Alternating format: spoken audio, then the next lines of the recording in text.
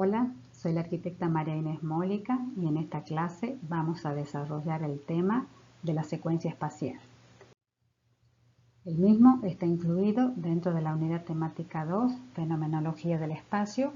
cuyos contenidos refieren a la dimensión perceptual y temporal de la arquitectura, es decir, a la vivencia y experiencia concreta que tenemos de la misma. Por lo cual, los temas sistemas perceptual, secuencia espacial y escala estarán estrechamente vinculados entre sí. Por este motivo, en la clase titulada Sistema Perceptual, estudiamos la estructuración de la imagen, en particular la teoría de la Gestalt, en cuanto a los mecanismos y estrategias que intervienen en la percepción visual de la forma arquitectónica, relacionadas con estos cuatro aspectos que están vinculados específicamente con la arquitectura. De modo que estos conceptos ya estudiados serán la base para el desarrollo y comprensión de la lectura temporal de la forma arquitectónica en términos de recorrido o circulación. A modo de repaso de la clase Sistema Perceptual, el primero de los aspectos que desarrollamos tiene que ver con la naturaleza tridimensional de la arquitectura, lo cual le da la particularidad de que no solo la percibimos externa a nosotros, sino que además configura el espacio que nos rodea. En segundo lugar,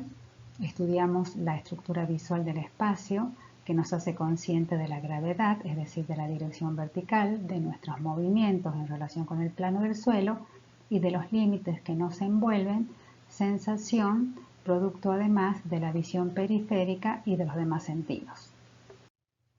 El tercer aspecto que estudiamos fueron los indicios de profundidad, que dan cuenta de la distancia y profundidad del espacio que nos rodea, ejemplificado en este caso con la textura. Y el último aspecto relacionado con la importancia perceptiva que le adjudicamos a las fachadas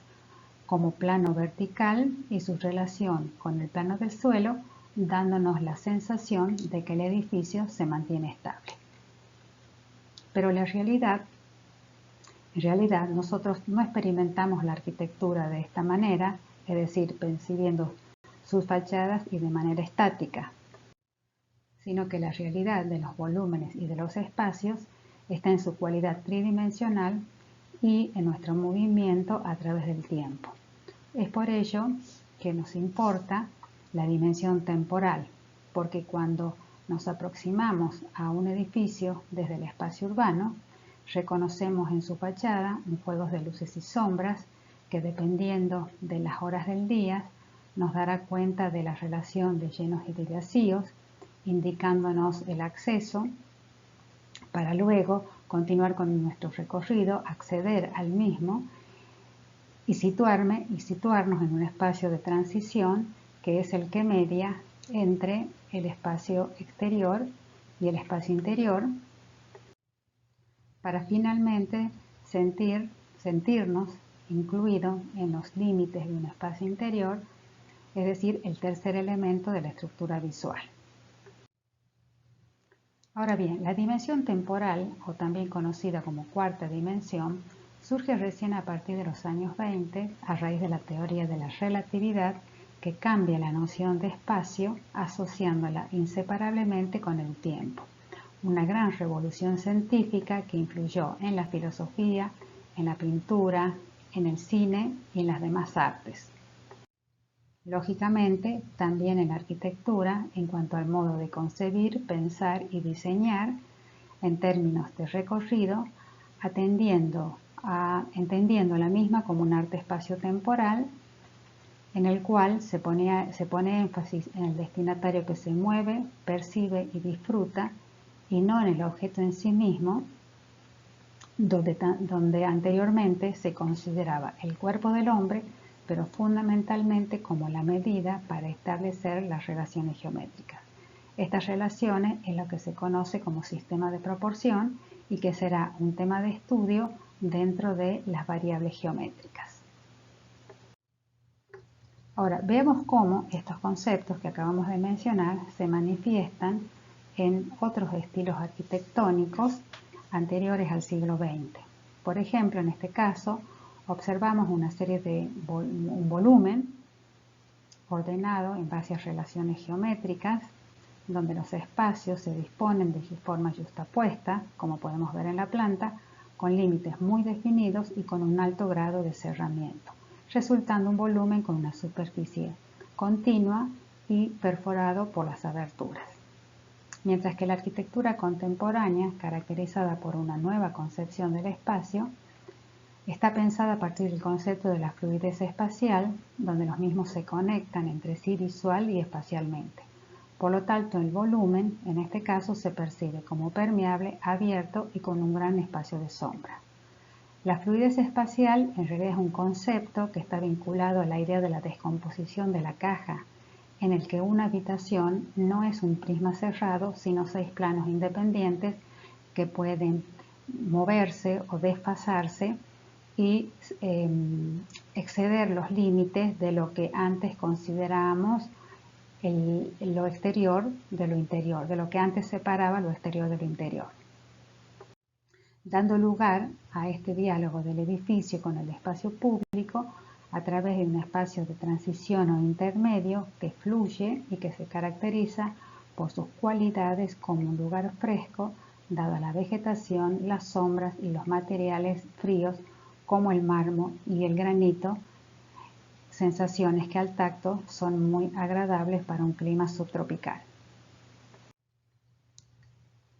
Por lo tanto, para poder comprender esta concepción del espacio desde la dimensión temporal, debemos incorporar el concepto de recorrido o circulación como una especie de hilo perceptivo que vincula o reúne un conjunto de espacios exteriores o interiores, lo que denominamos secuencia espacial y que en el marco de nuestra materia cumplirá el rol de herramienta de análisis de edificios existentes para comprender cómo se estructuran espacialmente y el porqué de las emociones y sensaciones que provoca en nosotros al recorrerlo. Y para ello nos vamos a basar en las categorías propuestas por Francis Chin. La primera de ellas, la aproximación al edificio, es decir, la visión que tenemos del mismo a la distancia. La segunda, el acceso al edificio, que tiene que ver con esa transición de un espacio exterior al interior. En tercer lugar, la configuración del recorrido, que está vinculado con las organizaciones espaciales o formales y que determinan ese plano mental o imagen conceptual que tenemos del mismo. Y por último, las relaciones recorrido-espacio. Otro aspecto muy importante para comprender por qué incorporamos el concepto de la secuencia espacial es el hecho de que los arquitectos dependemos de representaciones para diseñar, comunicar y criticar la arquitectura. Y las razones son que los diseños arquitectónicos no se desarrollan en escala real por cuestiones prácticas y que la mente humana tiene ciertas limitaciones para generar y transmitir simulaciones correctas de la arquitectura sin auxiliares como ser los dibujos o la maqueta. De modo que estas representaciones arquitectónicas son el ámbito donde el trabajo arquitectónico se realiza. Por lo tanto, dependemos de representaciones convencionales de naturaleza sincrónica, como ser las plantas, los frentes, los cortes, que solo nos permiten un entendimiento constructivo y dimensional, mientras que los aspectos sensoriales más allá de los visuales no son considerados, tales como el sonido, la textura o lo kinestésico, que alude a la sensación o movimiento con conciencia que tenemos de nuestro cuerpo. Por lo tanto, todos estos aspectos inciden en nuestra manera de pensar y de hacer arquitectura. Es por ello que nos resulta de gran interés las representaciones diacrónicas, como una alternativa, por ejemplo, como los croquis secuenciales, los videos o los modelos digitales, que nos permiten superar estas limitaciones que acabamos de mencionar.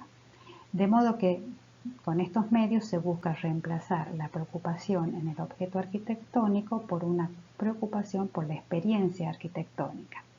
Estas experiencias se despliegan en una serie organizada y más o menos continua de percepciones agrupadas alrededor de eventos y episodios particulares. Por lo tanto, el diseño, comunicación o crítica experiencial de la arquitectura significa trabajar con la naturaleza narrativa de la misma. En esta secuencia, propuesta por Gordon Cullen en su libro El paisaje urbano, si la recorremos con la mirada desde arriba hacia abajo y de izquierda a derecha, podemos ver que representa a través de una serie de croquis secuenciales el movimiento de una persona en un recorrido de eje quebrado, a través del cual atraviesa una serie de espacios donde cada escena, a modos de evento, alterna con algunos episodios singulares, como ser la plaza, a la cual se accede luego de haber atravesado una serie de espacios de menor jerarquía. En otras palabras, diríamos que es un recorrido. En un recorrido, los escenarios se revelan en forma de series fragmentadas, que al movernos las perspectivas se abren ante nosotros y se cierran ante nuestras espaldas. Cada escena está enlazada mediante algún elemento con la anterior y con la siguiente. Sin embargo, lo que verdaderamente nos otorga la noción de espacios y movimiento es lo que conocemos como el tiempo subjetivo, es decir, el tiempo habitable, sensible, relacionado directamente con la percepción, el que sitúa a la persona en un lugar y en un tiempo determinado, otorgando cualidades a ese aquí y a ese ahora. Por otro lado, está el tiempo concreto, aquel tiempo mensurable en años, en las estaciones, en los días, en las horas, el cual se caracteriza porque es cíclico y repetible y que incluso podemos recurrir a ellos los arquitectos para manipular las cualidades de los espacios. Todos estos conceptos que acabamos de ver en este primer segmento de la clase forman parte de lo que se conoce como la fenomenología del espacio. Este concepto proviene de la filosofía y de otras ciencias y que la arquitectura incorpora con la intención de poder comprender, ¿no es cierto?, la arquitectura como una naturaleza narrativa. Y en esta línea de pensamiento es la que comparten estos tres arquitectos contemporáneos y que cada uno de ellos los expresa, ya sea a través de sus escritos, como en el caso de Palasma y Saldarriaga, o a través de sus obras, como sucede con Eliade Mórmida. Palasma sostiene que la esencia de la experiencia vivida está moldeada por la hapticidad y por la visión periférica desenfocada. La visión enfocada nos enfrenta con el mundo, mientras que la visión periférica nos envuelve en la carne del mundo. Eliade Mórmida sostiene que la fenomenología de la arquitectura es imaginar el movimiento de las personas en el proyecto. Entonces, por lo tanto, nos invita a pensar a través de estos interrogantes, ¿no? Imaginarnos cómo llego, cómo entro, cómo disfruto, qué colores, qué textura, qué anécdotas. Fíjense que en estas interrogantes la idea del tiempo subjetivo subyace en estos disparadores de proyecto. Y por último, Saldarriaga, quien nos dice que la percepción, la memoria, la imaginación y la emoción son componentes necesarios de la experiencia de la arquitectura y que la primera aproximación que ustedes tienen de la misma es de modo inconsciente, por lo que nos invita a ver de una manera más discernida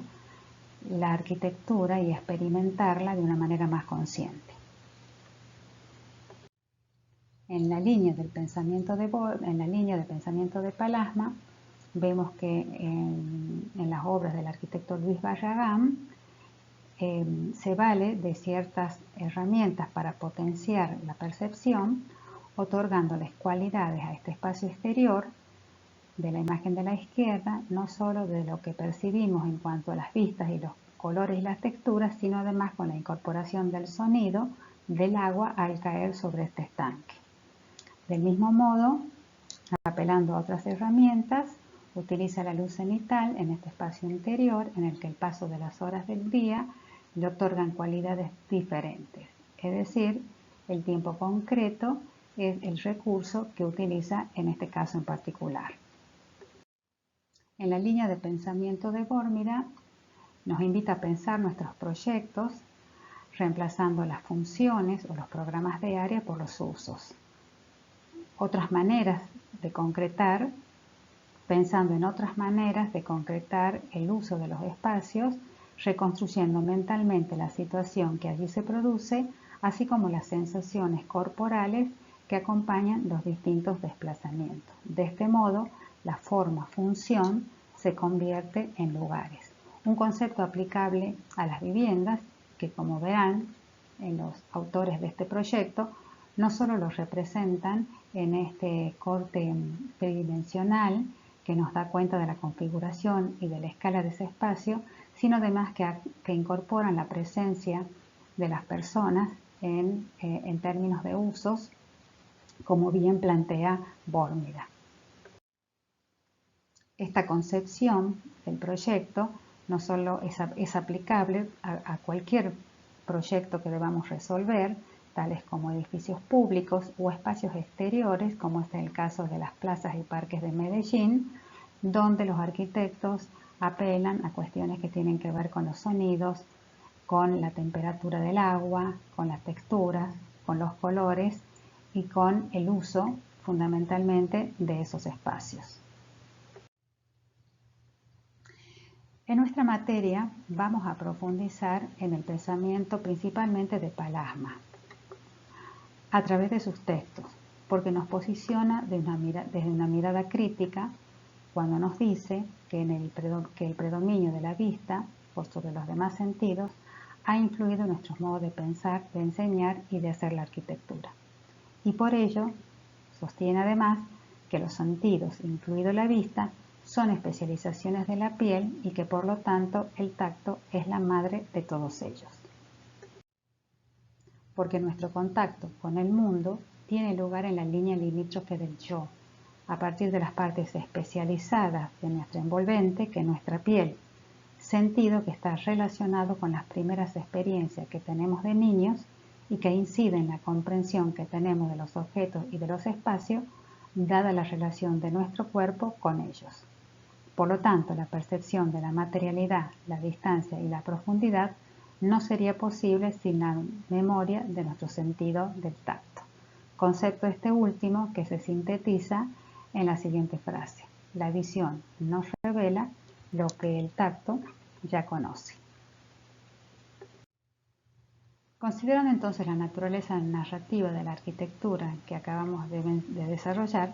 vamos a definir como secuencia espacial a aquella herramienta que nos permite crear una variedad de situaciones espaciales organizadas de manera intencional como partes de un todo que es posible experimentar de manera continua y por comparación, mediante la cual se reconocen contrastes o continuidades que existen entre los espacios a medida que son recorridos. Y para ello vamos a recurrir a un ejercicio muy sencillo que nos propone Héctor Thomas en su texto, que ustedes deberán leer al final de la clase, y que parte de la pregunta de preguntarnos si el patio principal de nuestra facultad es grande o pequeño. Probablemente será grande si lo comparamos con el patio de nuestra casa y será pequeño si lo comparamos con una cancha de fútbol. Ahora, cuando nos acercamos a él para ingresar desde las galerías, seguramente nos parece aún más grande, porque estos espacios, estas galerías son de menor altura y porque su cualidad lumínica son muy diferentes, productos de los límites que la conforman y del espacio exterior que la rodea. Con este ejemplo estamos haciendo referencia a uno de los principios fundamentales de la Gestalt, por el cual ninguna forma, figura o espacio tiene cualidad en sí mismo, sino en función de lo que se lo compara. Por lo tanto, esta lectura temporal que hacemos de las cualidades del espacio en términos de comparación, contrastando nuestras experiencias, es lo que llamamos lectura en secuencia. Como segundo segmento de la clase y en relación al concepto de recorrido o circulación según las categorías de Francis Chin, solo voy a conceptualizar y ejemplificar las relacionadas con la aproximación al edificio y el acceso al edificio, para que luego ustedes completen el estudio de las demás categorías con la lectura del texto indicado. En relación a la aproximación del edificio, Chin plantea tres posibilidades. En primer lugar, una aproximación frontal, lo cual nos conduce directamente a la entrada. Por lo tanto, el objetivo visual es nítido, el cual puede estar conformado por la fachada o por la entrada misma incluida en dicha fachada. Una segunda opción es la aproximación oblicua, que engrandece el efecto de perspectiva y en el que el recorrido puede retrasar y prolongar la secuencia. Fíjense cómo implícitamente está incorporada la idea de el tiempo subjetivo que podemos nosotros mismos manipular y decidir en nuestros propios proyectos. Y por último, la aproximación en espiral, que alarga la secuencia de aproximación y subraya la tridimensionalidad del edificio. Lo importante, es muy importante que cuando ustedes accedan a este material de lectura, considerar que todas estas propuestas son puntos de referencia que ustedes deberán confrontar con el caso de estudio que estén analizando dependiendo de las particularidades de cada edificio. Por ejemplo, si observamos la Casa Curuchet, un ícono de la arquitectura moderna, única obra de Le Corbusier en Latinoamérica, vemos que la aproximación a la misma puede ser tanto frontal, pero también oblicua. Y esto se debe a que la misma se sitúa frente a una plaza. Por lo tanto, hay múltiples direcciones desde las cuales podemos aproximarnos a ella y tener visuales de las fachadas tratándose de un edificio entre medianeras. Otra obra emblemática, restaurada hace muy poco y que está a nuestro alcance para poder disfrutarla y conocerla, es la Casa del Puente de Amancio Williams, situada en la ciudad de Mar del Plata. En este caso, la aproximación es oblicua y en espiral. Y esto se debe a, por un lado, las características de su entorno, ya que el arroyo pasa por debajo de dicho volumen, por una cuestión lógicamente de diseño, y el acceso se realiza por dos de sus costados, por los dos costados del volumen, los lados cortos del volumen, con la posibilidad de poder rodearla completamente debido a las otras dependencias que también forman parte de la misma propiedad. En cuanto a las categorías de acceso al edificio, Chin plantea tres posibilidades. Por un lado, el acceso enrasado, con el cual se conserva la continuidad superficial del muro con la opción de disimularse un acceso adelantado, el cual proclama su función y da una protección con un plano superior, y el acceso retrasado, dando cobijo y acogiendo una parte del espacio exterior en el interior del territorio del edificio.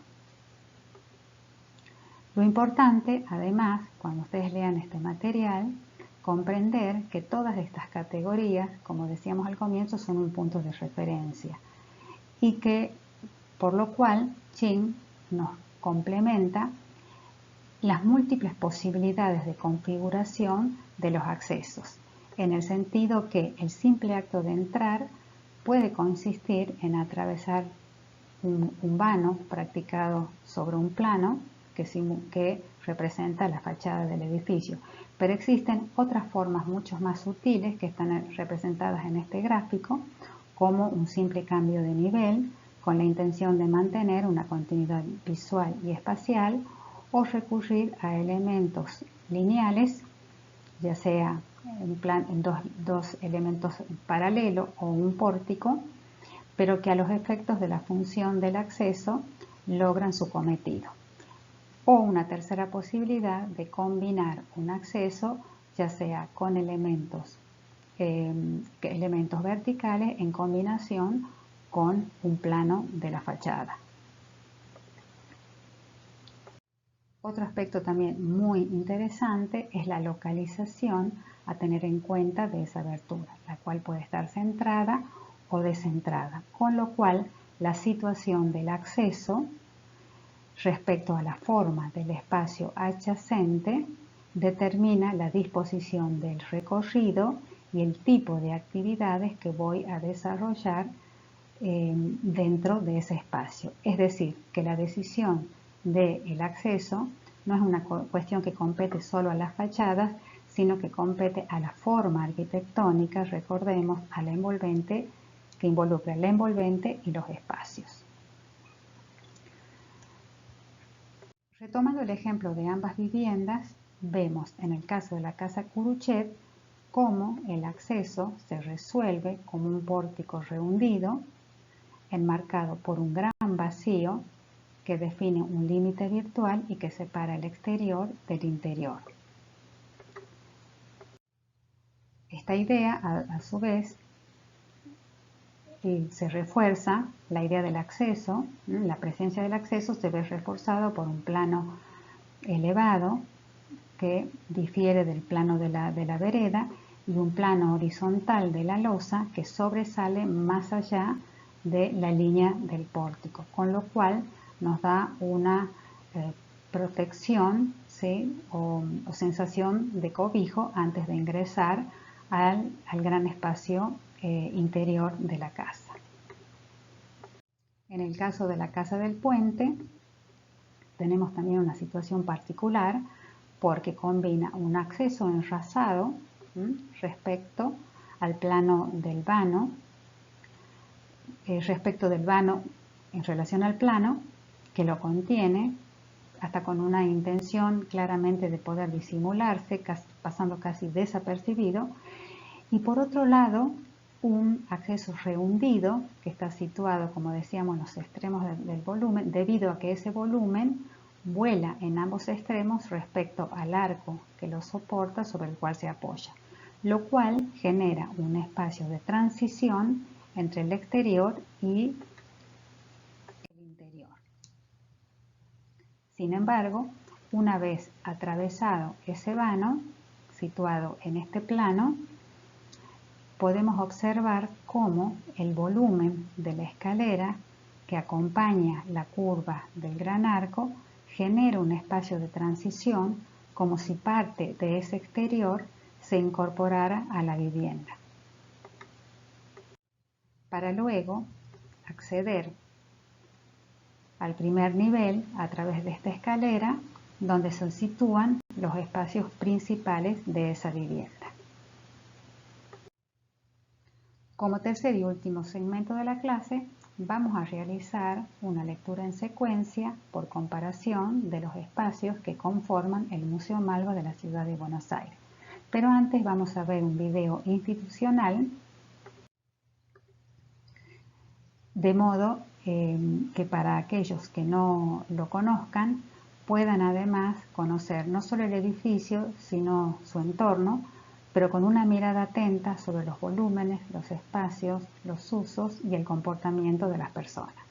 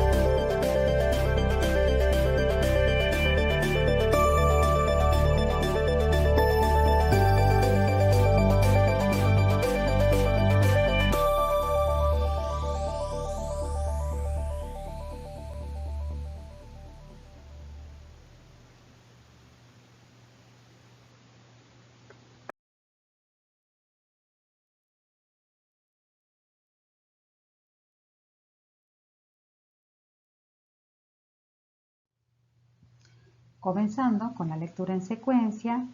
y situados enfrente del edificio sobre Avenida Figueroa Alcorta, percibimos un edificio sobrelevado y exento, lo cual nos permite aproximarnos a él desde distintas direcciones, ya sea de manera frontal u oblicua. Comprendemos además que se compone de dos volúmenes yuxtapuestos del mismo material y color, pero diferenciados por sus proporciones y el contraste de luz y sombra que caracteriza a uno de ellos, lo cual nos da indicios de profundidad y en consecuencia de la presencia de un espacio. Situados sobre la vereda propiamente dicha del edificio, en el espacio exterior a un público, el plano base elevado se nos revela con mayor definición, en primer lugar por la diferencia de nivel respecto al plano de la vereda y en segundo lugar por su extensión o tamaño que abarca la totalidad de la fachada. Ambos recursos nos indican que el acceso se percibe como rehundido, como si se tratara de la sustracción de dicho volumen. Ubicado sobre el espacio exterior propio del edificio, la sustracción del volumen genera un espacio de transición que nos protege con un plano superior horizontal que media entre el exterior y el interior. A su vez, un gran plano transparente a escala del edificio nos indica el acceso, generando al mismo tiempo una continuidad visual y espacial con el espacio interior, pero también dándonos la posibilidad o alternativa de cambiar nuestra dirección de nuestra mirada y poder tener un dominio del paisaje urbano propiamente dicho. Situados en el espacio interior, sentimos la continuidad del mismo plano del techo del espacio que acabamos de transitar, para luego sorprendernos con un contraste de proporciones y luminosidad que caracterizan a un gran patio central, con una afuera aún visible y un cielo y luz natural tamizados por la estructura de la cubierta transparente. Este es el lugar en que nuestro movimiento se detiene para luego de apreciar la gran espacialidad interior y el contraste entre los espacios, optar por la variedad de posibles caminos a recorrer, pudiendo optar por subir o bajar y así explorar la variedad de situaciones espaciales que se nos presentan. Finalmente, esta es la experiencia que tenemos de los distintos espacios leídos como un todo y en términos de comparación. Bueno, de esta manera finalizamos la clase. En esta placa les dejo el material de estudio obligatorio que se compone de un capítulo de Héctor Thomas, la dinamización espacial, donde tendrán una multiplicidad de ejemplos muy ilustrativos y muy prácticos sobre cómo percibimos a medida que experimentamos los edificios en términos de secuencia. El capítulo de Francis Chin, como ya anticipé en la clase, en el cual se desarrollan las 4 categorías vinculadas al recorrido y a la secuencia. Y por último, el capítulo de Palasma, que nos amplía sobre los otros sentidos en complemento con el sistema visual que ya hemos estudiado en la clase anterior. Bueno, este es el material con el cual además yo he complementado, además de los que ustedes tienen que estudiar para la elaboración de mi clase. Y por último, como material opcional, les dejo estos videos que posiblemente les hayan motivado ciertos temas de interés a lo largo de la clase. Uno de ellos tiene que ver con el tiempo subjetivo y se trata de una experiencia en una escultura situada en el Museo Guggenheim de Bilbao, en la cual el espacio subjetivo y el relato de quien la recorre son los protagonistas de este video, lo cual les permitirá seguramente comprender aún mejor este concepto. Los otros 3 videos corresponden, 2 de ellos a la casa sobre el arroyo, la casa del puente de Amancio William, de los cuales uno tiene un sesgo más histórico, pero que está muy bien ilustrado a partir de una animación donde nos cuentan, donde nos relatan características de la casa en el periodo en que fue construida, y un segundo video a cargo de los arquitectos del estudio Cota Paredes, donde la recorren completamente, no como se encuentra actualmente recuperada, pero sin embargo es un recorrido donde se contempla desde una mirada y una narrativa desde lo multisensorial. Y los mismos arquitectos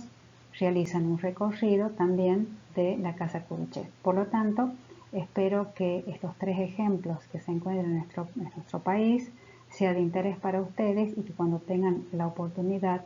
de poder visitarlos, los recorran, los experimenten, los disfruten con esta mirada atenta como nos sugiere el arquitecto Saldarriaga y como si también Palasma y Bórmida en esta línea de pensamiento que ellos comparten. Bueno, muchas gracias por su atención y nos vemos en la próxima clase.